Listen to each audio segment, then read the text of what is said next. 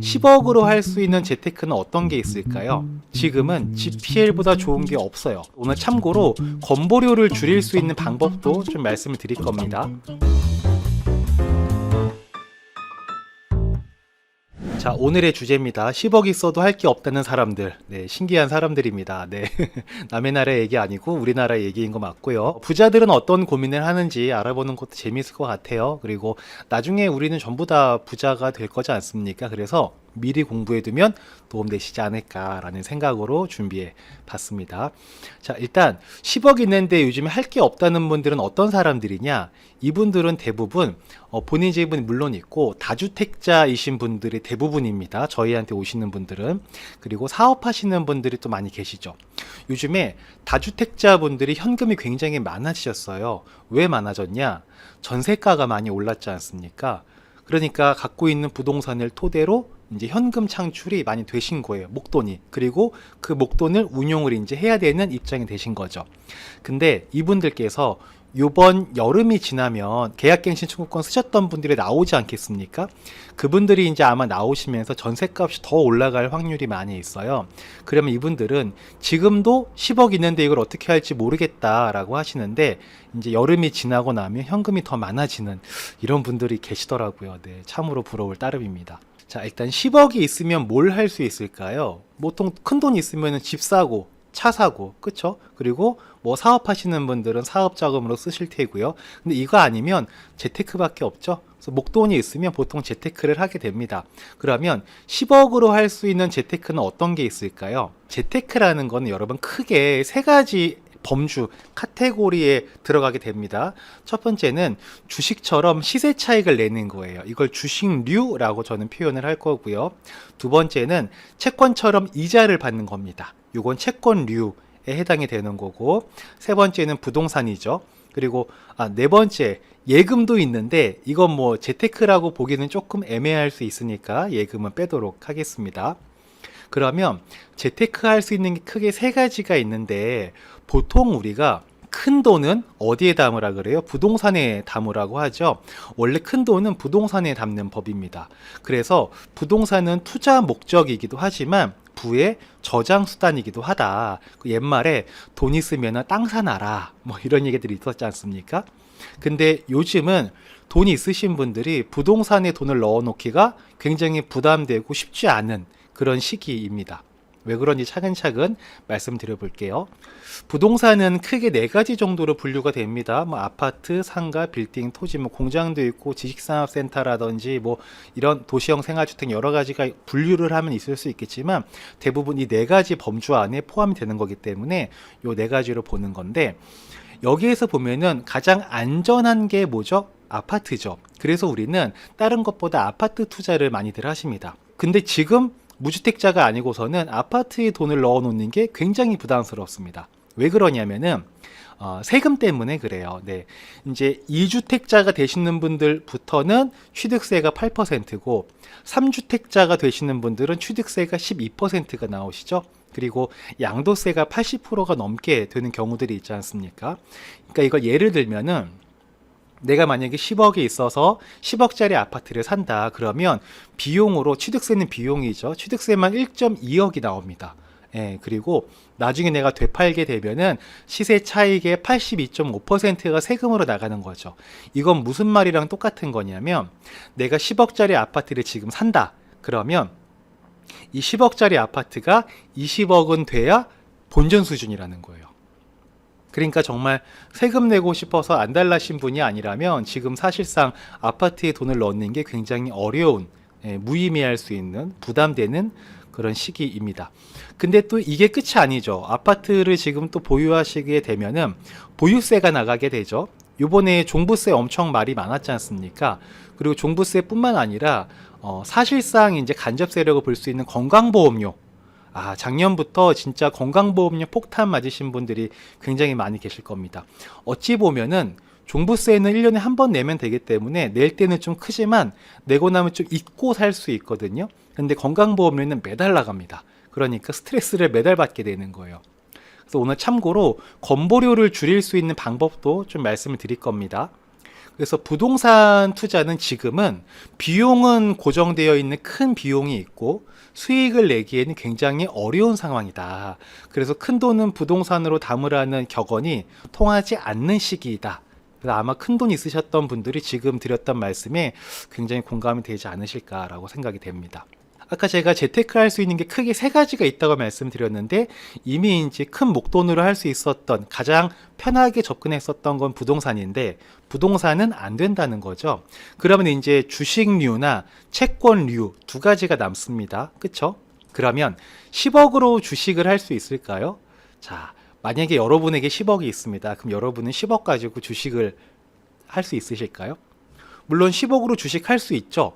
전체 자산이 막 50억, 100억 있는데 그 중에 10억이면 투자할 만한 거죠, 주식으로. 근데 대부분 저희 센터에 오시는 분들을 뵈면 부동산 자산이 대부분이고 현금 자산은 10억이 전부인 경우들이 많았습니다. 그러면 전부인 금액이 10억인데 이 10억을 죄다 주식으로 투자한다는 건 지옥으로 가는 지름길일 수도 있습니다. 네. 어떤 분들은 그래요. 부동산 자산이 좀 많이 있으면 전체 자산 밸런스를 봤을 때 이 주식 비중도 조금은 가져가야 되는 거 아니냐, 10억은 가져가야 되는 거 아니냐라는 말씀들을 하시거든요. 그러니까 주식 부동산이 예를 들어 90억이 있다. 그럼 10억 정도는 주식할 수 있는 거 아니야? 라는 얘기인데 맞아요. 맞는 말인데 이건 이론적으로만 맞는 말입니다. 이분들이 부동산 자산으로 대부분의 자산이 형성되어 있는 이유가 있어요.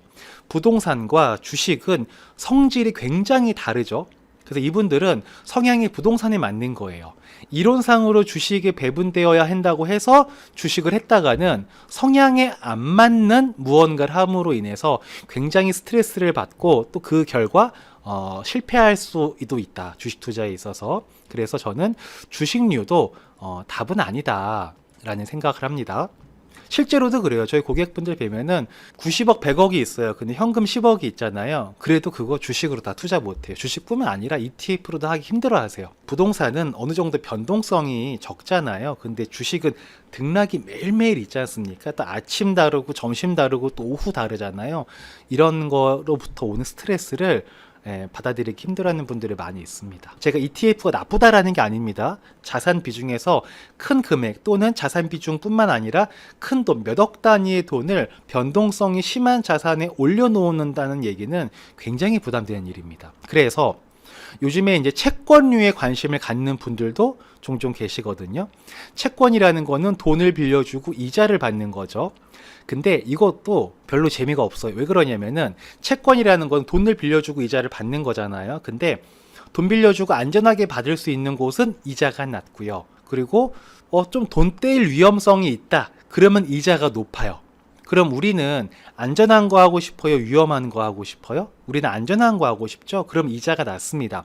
그 안전한 채권, 예를 들어 뭐 국채라든지 뭐 삼성전자 같이 큰 회사들, 뭐 그런 회사들의 채권은 실질적으로 그 채권 이자가 은행 이자랑 별 차이가 없습니다. 사실상 정기예금이라고 봐도 큰 차이가 없어요. 그러다 보니까 뭐 사실 채권으로 목돈을 운용하는 게 안정적일 수는 있는데 수익성이 없기 때문에 별로 매력은 없죠. 채권 중에 되게 유명한 게 있습니다. 아마 지금 보시는 분들 중에서도 갖고 계시는 분들이 있을지 모르겠는데 브라질 국채를 많은 분들이 했었습니다. 브라질 국채는 브라질이라는 나라에 돈을 빌려주고 국가로부터 이자를 받는 거죠. 그러면 브라질이라는 나라가 쉽게 망하지는 않을 거잖아요. 그러니까 돈 떼일 일은 없는 거죠. 그리고 브라질 국채의 특징이 비과세였었고 비과세고 연 10% 이자가 확정되어 있습니다. 그러면 연 10% 이자 확정에 비과세야. 이거 안 할 이유가 없잖아요. 자, 근데 중요한 게 뭐냐면요, 여러분. 재테크 시장은 주식 시장 그리고 채권 시장, 외환 시장이 있습니다. 근데 이 브라질 채권은 채권 시장으로 보면 안 되고요. 외환 시장으로 이해를 해야 되는 거예요. 왜 그러냐면은 이런 해외 채권 같은 경우에는 환율에 굉장히 민감하게 반응을 할 수밖에 없고 브라질 같은 나라는 특히나 환율이 굉장히 불안정한 나라이지 않습니까? 지금 보시면 환율이 이렇게 쭉 내려가고 있어요. 내려왔잖아요. 이렇게. 이 얘기는 어떻게 된 거냐? 실제 여기 투자하신 분들은 굉장히 스트레스를 많이 받으셨을 거예요. 이게 우리가 이런 걸 알아야 돼. 요거는 짧게 하고 넘어가겠습니다. 오늘 요게 주제는 아니니까. 투자 시점에 예를 들어서 1헤알의 브라질 돈이죠. 1헤알에 뭐 400원이다. 근데 투자가 종료될 때는 환율이 떨어져서 아까처럼 이렇게 환율이 떨어져 가지고 1헤알 200원 됐다라고 쉽게 표현을 한번 해보도록 하겠습니다. 그러면 투자 시점에 내 돈 1천만 원을 집어넣었어요. 그러면 환전을 해서 들어갈 거니까 25,000헤알을 받게 됩니다. 그러면 내 돈은 이제 1천만 원은 중요한 게 아니에요. 나는 그냥 25,000헤알을 갖고 있는 사람인 것 뿐입니다. 이제 1천만 원 잊어야 돼요. 나랑은 관계가 없는 거예요. 그리고 채권 투자를 25,000헤알을 했어요. 그리고 나서 만기가 됐습니다. 만기에 나는 얼마를 받아요? 채권이니까 원금 그대로 돌려받겠죠. 25,000헤알을 받습니다. 근데 환율이 400원에서 200원으로 떨어졌잖아요. 그러면 25,000헤알 곱하기 200원을 하면은 내 돈이 나오는 거잖아요. 그게 500만 원입니다. 네, 그래서 브라질 국채는 채권 시장으로 이해하면 안 되고 외환 시장으로 이해를 하셔야 됩니다. 앞으로도 투자를 하다 보면은 진짜 브라질 국채 같이 좀 괜찮아 보이지만 알고 보면 리스크 있는 것들이 되게 많이 있어요. 그래서 큰 돈을 움직일 때 항상 신중한 의사결정이 필요하지 않을까 싶습니다. 자, 그래서 정리 좀 한번 해보자면 10억으로 할 수 있는 재테크 크게 세 가지가 있다. 주식, 채권, 부동산류가 있다고 보면 되는데 사실상 이 세 가지 모두 다 그닥 매력이 있지는 않다. 그러다 보니까 10억 있는데 이걸로 뭘 할지 모르겠어요 라고 하시면서 저희 센터에 오시는 분들이 굉장히 많이 계시는 거죠. 그래서 이런 상황이다 보니까 이제 저희 센터가 고객분들한테 이쁨을 굉장히 많이 받고 있습니다. 저희가 이쁨 받는 이유는 뭐냐면 저희가 이제 GPL 채권 투자를 진행을 하고 있잖아요. 아마 이 방에 계신 분들 중에서도 하고 계시는 분들이 있으실 텐데 오늘 요 얘기를 좀 간단하게 하고 이게 굉장히 요즘 같은 시기에는 매력적일 수 있습니다. 그래서 오늘 이 세 가지에 대해서 좀 말씀드릴 거예요. GPL이 뭔지, 어떤 수익성을 가지고 있는지, 위험성은 어떤 게 있는지, 그리고 GPL을 많이 찾는 이유가 있습니다. 그 이유 같이 말씀드릴 거고, 그리고 GPL 투자를 통하면 건강보험료를 절약할 수 있는 플랜이 나올 수 있습니다. 그것까지 같이 말씀드리도록 하겠습니다. 일단 GPL이 뭔지 좀 말씀드리면 이건 제가 제 채널에서 여러 번 말씀드렸기 때문에 간단하게 말씀드릴게요. 세상에는 여윳돈이 있으신 분이 있고 자금 조달을 하고자 하시는 분이 계십니다. 근데 서로 모르니까 아무런 일이 일어나지 않아요. 그래서 중간에 행복이가 개입을 해서 양쪽 고객분들을 서로 매칭을 시켜드리는 거죠. 저희는 돈을 빌려주고 싶으신 분, 자금을 조달하고 싶으신 분 다 저희의 고객님이시기 때문에 다 연결을 시켜드리는 거예요. 그러면 돈이 있으신 분들은 저희 회사를 통해서 투자가 들어가고요. 그 다음에 차주에게 원리금 상환을 받아서 고객분들께 돌려드리는 이 역할을 하게 되는 겁니다. 그리고 저희 행복재무상담센터는 합법적인 대부법인을 운영을 하고 있습니다. 간단하죠? 요게 이제 GPL 채권의 끝입니다. 모든 것입니다. 돈 빌려준다? 그 돈 받는다? 이게 끝이에요. 근데 중요한 게 뭐냐? 우리 돈이라는 거는 앉아서 빌려주고 서서 받아야 된다라는 말이 있을 정도로 내 주머니에서 한번 나간 돈이 돌아오는 건 굉장히 어려울 수 있는 일입니다. 그래서 이 차주가 돈을 빌려가신 분이 못 갚으실 수도 있잖아요. 여러 가지 상황에 의해서. 그래서 당연히 아무에게나 돈을 빌려드리는 그런 매칭을 저희가 하지는 않고요. 안전장치로는 아파트를 담보로 제공할 수 있는 분들께만 대출이 진행이 되는 거고요. 그러면 그 아파트의 근저당권을 저희가 설정을 하게 되고 고객분께는 질권 설정을 해드리게 됩니다. 여기서 많은 분들이 이 질권 설정에 대해서 처음 들어보시는 분들이 있을 수도 있어요. 질권 설정이 뭔지 간단하게 말씀을 좀 드릴게요. 만약에 차주분께서 자금을 상환하지 못하게 되시면 근저당권자인 저희는 가만히 있지 않겠죠? 근저당권자는 법원에 경매를 신청을 하게 되고 법원은 경매를 진행을 하게 됩니다. 절차에 따라서. 그러면 그 담보 물건에 대해서 낙찰자가 나올 것이고 낙찰자는 낙찰금을 법원에게 지급을 하겠죠. 근데 이 낙찰금은 법원이 갖는 게 아니죠. 다 돌려줘야 되는 거죠. 누구한테 돌려주는 거냐면 등기부 등본상의 우선순위자에게 돌려주게 되는 거죠. 그때 가장 먼저 낙찰금에서 배당을 받아가시는 분이 질권자입니다. 그리고 질권자가 받고 나서 그 다음에 근저당권자가 받아간다. 자, 저희 투자자분들의 지위가 여기입니다. 그래서 최우선 배당권자라고 해도 무방하다. 그래서 정리를 한번 하자면 GPL은 이런 겁니다. 돈을 빌려주고 이자를 받는 거고, 그냥 빌려주면 돈 떼일 수 있으니까 아파트를 담보로 설정을 한다, 이런 얘기인 거고요. 그리고 이자를 받으시는 건 세전 8%고요. 여기서 세금이 27.5%입니다. 그러면 세후 이자는 5.8%가 되는 거고요. 연에 금액으로 치면 1억당 한 48만 원인데 약 50만 원 정도의 이자 수익이 발생한다. 그리고 담보로 설정을 할 때는 LTV 75% 이하만 설정을 합니다. 10억짜리 집에 10억 빌려주면 위험한 거죠. 그래서 저희는 75%까지만 하고 있고요. 만약에 저희가 이 LTV를 높인다, 이렇게 LTV를 높이면 이자도 올라갈 수 있거든요. 근데 저희는 그런 건 안 합니다. 만약에 그런 걸 하고 싶으신 분들은 뭐 다른 회사들 중에서는 LTV 막 85%, 90%까지, 95%까지 하면서 이자도 10%, 11% 주는 데가 있거든요. 그런 데 가서 하시면 되고, 저희는 그런 건 아예 안 한다 라고 보시면 되고요. 1년 단위로 운영이 되기 때문에 돈이 크게 오랫동안 묶이진 않는다. 그리고 아파트 물건도 서울 수도권 5대 광역시 아파트만을 담보로 인정을 하고 있습니다.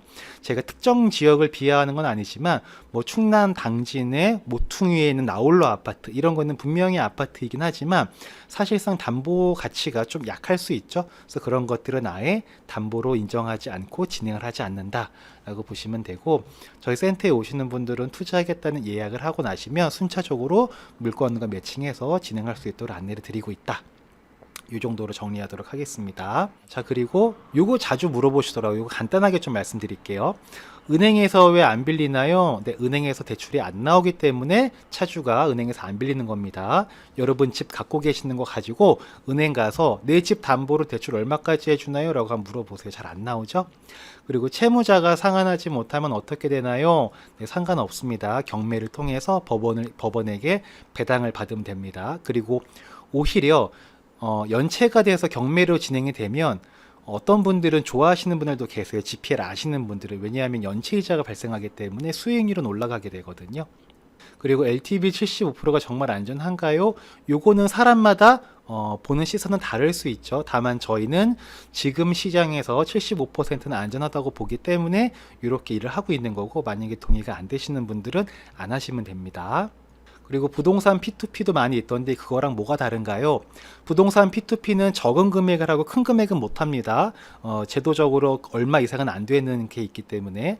근데 저희는 3천만 원 이상부터 투자가 가능합니다. 그래서 작은 금액은 부동산 P2P 온라인 그쪽으로 가시는 거고, 큰 금액은 저희한테 오신다. 그리고 저희는 큰 금액을 하다 보니까 아까 보셨던 질권 설정을 해드리게 되고, 부동산 P2P 같은 경우는 작은 돈들이 워낙 많이 가니까 일일이 질권 설정할 수가 없습니다. 그리고 또 그건 불법이고요. 그래서 그 질권 설정 여부가 다르다라는 게 있고요. 행센이 망하면 어떻게 되나요? 네, 이런 질문 하시는 거 이해는 되지만 이런 질문 하지 마세요. 저 가슴 아픕니다. 네. 그리고 사실상 행센이 망한다 하더라도 고객분들의 돈을 저희가 가지고 있는 게 아니고 저희를 통해서 차주한테 가 있는 거잖아요. 그리고 그 차주의 물건을 담보로 갖고 있기 때문에 행센이 없어져도 고객분들께서 손해볼 일은 없다라고 보시면 될 것 같습니다. 그리고 저희는 이제 행복재무상담센터는 이 GPL을 하려고 생긴 회사가 애초에 아니에요. 저희는 목돈 관리를 연구하고 목돈 관리에서 가장 좋은 방법을 고객분들께 서비스하고 그에 대한 대가로 정당한 페이를 받는 게 저희가 하는 일입니다. 근데 지금은 GPL보다 좋은 게 없어요. 만약에 GPL보다 안정성과 수익성을 따져봤을 때 GPL보다 매력적인 게 있다, 그러면 그걸 저희가 안 할 이유가 없습니다. 있었다면 벌써 그런 서비스를 고객분들께 제공을 하고 저희도 사업으로 돈을 벌고 있을 거예요. 근데 지금은 없다. 근데 지금은 없지만 앞으로는 나올 수도 있겠죠. 그래서 지금도 저희는 계속해서 목돈 관리 방안을 여러 면으로 연구를 하고 있는데, 지금은 없지만 나중에 나오게 되면 또 그 방법들을 저희 고객분들께 안내를 드리게 되겠죠. 자, 그리고 이제 건강보험료 줄이는 방법에 대해서 같이 좀 얘기를 해보도록 하겠습니다. 건강보험료, 이 건강보험료 때문에 굉장히 많은 분들이 스트레스를 받거든요. 이 건강보험료, 이게 아마 지금 직장 생활 하시는 분들은 별로 그렇게 스트레스 받는 부분이 아닐 거예요. 근데 은퇴자분들이 문제입니다. 그러니까 소득은 없는데 재산이 있으신 분들 있잖아요. 그러면 피부양자로 인정이 안 되거든요. 그러니까 피부양자는 뭐냐면 아들이 직장 생활을 하잖아요. 그럼 아들 밑으로 들어가서 아예 그냥 건보료를 안 내는 거예요. 근데 아들이 딸이 직장 생활을 해도 그 밑으로 내가 피부양자로 들어가 있었지만 이 내가 부동산 가격이 올라가다 보니까 재산이 많다고 인정돼서 피부양자에서 이렇게 나오는 거예요. 이거를 피부양자 자격 박탈이라고 얘기하잖아요. 이렇게 나오게 되면은 고스란히 건보료를 내야 돼요. 매달 내야 됩니다. 근데 문제는 그냥 집 한 채 갖고 있거나 이렇게 평생 살아왔던 집의 공시 가격이 올라가서 건보료가 발생하는 경우들이 굉장히 많이 있다는 거죠. 그리고 건강보험료는 다음번에 제가 한번 좀 디테일하게 다뤄볼 건데, 건강보험료를 줄이는 방법은 명확하게 한 가지밖에 없습니다. 오늘 소스를 간단하게 드리도록 하겠습니다. 건강보험료를 줄이는 방법은요, 대부법인을 투자할 때 그냥 개인 명의로 투자하는 방법도 있지만 대부법인을 설립을 해서 법인 이름으로 투자를 하는 방법도 있습니다. 이게 무조건 법인으로 하는 게 좋다가 아니고요, 일장일단이 있습니다. 일단 법인으로 GPL 투자를 하면 좋은 점은 크게 세 가지가 있는데, 첫 번째는 세금입니다. 우리가 27.5%가 비영업 대금의 이익이에요. 그래서 아까 저희가 세전 이자가 8%인데 실질 이자는 5.8%라고 말씀드렸죠. 그게 요 세금을 떼기 때문에 그렇습니다. 근데 법인으로 투자를 하게 되면은 법인세만 내면 되거든요. 근데 법인세가 과세 표준 2억 미만은 10%예요. 그러면 실제로 법인이 GPL 투자를 해서 2억 원 정도의 과표를 만들려면 투자 금액이 얼마가 돼야 되냐? 한 25억에서 30억 정도가 투자가 되면 매년 2억 정도, 2억 이상의 수익이 만들어집니다. 그러니까 한 25억 미만으로 GPL을 투자하시는 분들, 대부법인을 통해서 GPL을 투자하시는 분들은 실질 세율이 10%이다 라고 보시면 됩니다.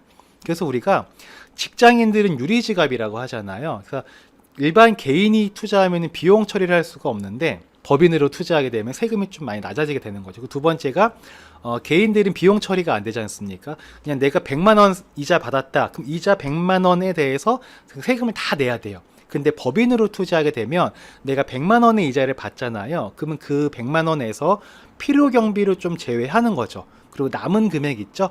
뭐 100만 원 중에 필요 경비가 뭐 30만 원이 인정이 됐다. 그럼 70만 원 남잖아요. 거기에 대해서만 10% 세금을 내면 됩니다. 그러니까 굉장히 세법상 절세 효과가 있다라고 보시면 되고요. 대신에 요 비용 처리하는 과정 굉장히 중요합니다. 아무렇게나 막 했다가는 나중에 이제 세금 폭탄 맞을 수도 있습니다. 그래서 함부로 그냥 막 하면 안 됩니다. 이거는 철저하게 이제 저희랑 같이 이제 일하시는 세무사님이 이런 걸 다 정리를 잘 해주시거든요. 꼭 세무사를 대동을 해서 미리미리 계획을 세워서 정해준 룰로 진행을 하셔야 됩니다. 그냥 무작정 야 법인으로 하면 좋대더라 해가지고 법인으로 하시면 큰일 납니다. 자, 그 다음에 세 번째가 바로 건강보험료 직장가입자를 할 수 있다. 요걸 좀 말씀드리려고 하는 거예요. 오늘은 요걸 좀 말씀드리려고 하는 건데, 일단 건강보험료를 보면요, 크게 직장가입자가 있고 지역가입자가 있습니다. 직장 생활을 하시는 분은 직장가입자죠. 이분들은 자신의 소득에 대해서만 건강보험료가 부과가 됩니다. 근데 지역가입자, 직장 생활하지 않는 분들인 거죠. 그분들 같은 경우에는 소득 플러스 재산에다가 건강보험료가 부과가 됩니다. 그리고 소득이 없고 재산만 있어도 건강보험료가 부과가 되는 거죠. 자, 그러면 요즘에 인터넷 같은 데 보면 건강보험료 줄이는 꿀팁 이런 거 많이 나와 있거든요. 아무 소용 없습니다. 건강보험료를 줄이는 방법은 딱 두 가지밖에 없어요. 첫 번째는 뭐냐? 재산을 없앤다. 소득을 없앤다. 소득을 줄이거나 재산을 줄면 거기에 따라서 건강보험료도 줄어듭니다. 근데 그거 말고는 건강보험료를 줄일 수 있는 방법이 없습니다. 유일한 방법은 뭐냐? 소득과 재산에 대해서 건보료를 부과받던 사람이 재산에 부과받지 않을 수 있는 소득에만 부과받을 수 있는 방법. 그게 뭐냐? 지역가입자이신 분들이 직장가입자로 전환되는 거 밖에 없습니다. 그러면 지역가입자이신 분들이 직장가입자로 전환할 수 있는 방법은 뭐냐? 근로자가 되시는 방법밖에 없습니다. 네, 어딘가에 취직을 해야 되는 거예요. 그러니까 원래 다니던 회사에서도 은퇴하신 분들이 새롭게 어딘가에 4대 보험 되는 회사에 취직하는 게 쉽지가 않습니다. 몇몇 분들 빼고는 굉장히 어려운 일이에요. 있던 회사에서도 나왔는데 다시 또 어떻게 4대 보험 되는 회사로 들어가게 되기 쉽지가 않습니다, 이게. 근데 이 대부법인을 운영을 하게 된다는 얘기는 어떤 게 되는 거냐면, 법인을 내가 1인 대부법인입니다. 내가 크게 회사를 하고 뭐 이런 게 아니에요. 1인 대부법인을 만드는 건데, 그러면 그 대부법인에 내가 직원으로 등재가 되는 거예요. 그러면 나는 거기서 월급을 받는 거죠. 이 대부법인은 GPL 투자를 함으로 인해서 이자 수입이 생기잖아요. 그 이자 수입을 그냥 꺼내 쓰는 게 아니고 월급으로 받는 거예요. 월급으로 받으면 거기에 뭐가 포함돼요? 4대 보험이 포함되죠. 4대 보험에는 건강보험료가 포함이 되어 있는 거죠. 그렇게 되기 때문에 건강보험료를 줄일 수 있는 가장 좋은 방식은 직장가입자에서 지역가입자로 되는 것이고, 내가 내 법인에 고용되는 거는 내 맘대로 할 수 있는 거지 않습니까? 이게 굉장히 큰 포인트가 되는 겁니다. 그래서 이런 것들은 그냥 막 하시면 안 됩니다. 근데 제가 오늘 이 얘기 했다고 나도 대부법인 설립해가지고 투자해야지, 괜찮아요. 철저하게 준비해서 하면은 문제 없이 합법적으로 절세를 할 수 있거든요. 근데 잘못하면 안 됩니다. 그리고 여기 이제 법인에 쌓여있는 비용을 법인카드로 쓰셔도 되거든요. 그러면 비용으로 인정되는 것도 있고, 비용으로 인정이 되지 않으면 법인세나 아니면 상여금으로, 대표자 상여금으로 처리가 돼가지고 소득세가 나오는데, 이런 거 계산을 잘 해가지고 플랜을 세워서 진행을 하셔야 됩니다. 이런 것들을 이제 안내해 드리는 게 누가 하는 거냐? 이제 저희가 하는 거죠. 그래서 GPL에 대한 투자 상담, GPL의 투자 상담은 저희의 조경석 팀장이 저희 센터에서 맡아서 지금은 안내를 드리고 있고요. 그리고 아까 말씀드렸던 뭐 세금이나 건보료 관련된 것들은 저희 세무법인 명품의 반수현 세무사님이 저희랑 같이 하고 있잖아요. 그래서 이런 식으로 투자 상담과 세금과 관련된, 건보료와 관련된, 대부 법인과 관련된 상담은 저희가 통합적으로 진행을 하고 있다 라고 보시면 되고요. 모르시는 분들이 계실 수도 있겠지만, 저희가 행복재무상담센터가 변호사님, 그리고 부동산 전문가, 그리고 기업재무 전문가, 그리고 세무사님 다 함께 모여서 고객분들께 서비스를 하고 있거든요. 그리고 이분들의 정말 큰 노하우들을 쪽쪽 뽑아서 하나하나 차곡차곡 쌓아서 모아나가고 있습니다. 그래서 행센TV라는 걸 새롭게 오픈을 해서 이제 시작을 한 지 얼마 안 됐습니다. 네, 여러분들 많이 도와주십시오. 가서 구독도 좀 해주시고 좋아요도 눌러주시면 네, 감사하겠습니다. 그래서 정리 한번 하자면 10억 있는데 할 게 없다라고 하시는 분들은 큰 돈을 담을 그릇이 없다라는 얘기인 거고요. 그리고 주식을 하기도, 채권을 하기에도 약간은 애매하다. 그리고 기타 금융상품을 하기도 애매한 그런 시기를 저희들이 보내고 있습니다. 그리고 그런 와중에 GPL은 대안이 된다는 거고요. 근데 제가 GPL이 최고다 그런 말씀을 드리는 건 아니고, 당연히 최고가 아닙니다. 사람에 따라서는 A라는 게 좋을 수도 있고, B라는 게 좋을 수도 있고, C라는 게 좋을 수도 있잖아요. 다만 당장 지금 목돈이 있는데 뭐 5천만 원이고 1억이고 10억이고 50억이고 뭐 목돈이 있는데 당장 뭘 할 게 없다. 근데 이 돈을 당장 할 게 없다고 해서 놀게 할 수는 없지 않습니까? 그때까지는 GPL로 넣어 놓고, 어차피 투자 기간이 1년이니까 1년 동안 잘 알아보시고 나중에 다른 거 할 게 생기시면 그때 다른 거 하시면 된다. 다만 다른 거 할 때까지 돈이 놀지 않게 하기 위해서 GPL을 활용을 많이 하신다. 근데 저희 고객분들 뵈니까 보통 다른 거 할 때까지 GPL에 넣어놔야지 했다가, 근데 이게 막상 해보면 매달 이자가 나오고 하기 때문에 괜찮거든요. 그래서 결국에는 아이고 이만한 거 없다 하시면서 보통 여기에 머무르시는 분들도 많이 계십니다. 그래서 목돈 갖고 계신 분들께는 참고가 되지 않을까 싶어서 좀 말씀을 드렸고요. 그리고 제가 늘 고객분들께 감사해야 하는 게 있는데 뭐냐면, 이 GPL 투자는 사실 돈 있다고 할 수 있는 게 아니거든요. 돈만 있다고 할 수 있는 게 아니고 양질의 부동산 물건을 확보할 수 있어야 할 수 있는 건데, 저는 예전부터 몇 년 전부터 이 GPL이라는 투자 방식을 알고는 있었어요. 근데 제가 할 수가 없었습니다. 왜 할 수 없었냐면, GPL 물건이 있으면 뭐예요? 거기 투자할 돈이 있어야지 할 수 있는 거잖아요. 근데 이제 저도 일한 지 얼마 안 됐을 때는 뭐 제 돈도 얼마 없었고 고객분들도 많지 않고 하니까 못했었는데, 이제는 고객분들께서 많이 함께 해주시다 보니까